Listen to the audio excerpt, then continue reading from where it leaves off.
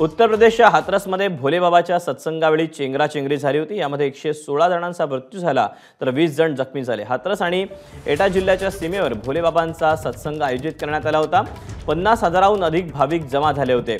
एका मोठ्या तंबूमध्ये सत्संग सुरू होता, मात्र तंबूत प्रचंड उकडत होतं, त्यामुळे काही जण बेशुद्ध पडले। हे ऐकून बाहेर पडणारे लोक बिथरले आणि पळू लागले, त्यामुळे अनेक जण खाली पडले आणि त्यांच्या अंगावरूनच गर्दी जाऊ लागली।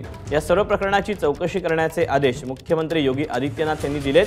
तसंच आजूबाजूच्या जिल्ह्यातील सर्व अधिकाऱ्यांना बचाव कार्यात हातभार लावायला सांगण्यात आलेलं आहे। आपण याबद्दलचे अपडेट जाणून घ्या तर सोमेश कोलगे आपल्या सोबत आहे। सोमेश, अतिशय भीषण अशी ही दुर्घटना आहे। 116 भाविक मृत्युमुखी पडलेत। दरम्यान आत्ताची नेमकी काय परिस्थिती आहे आणि कशा पद्धतीने मुख्यमंत्र्यांनी आदेश दिलेले आहेत उत्तर प्रदेशच्या?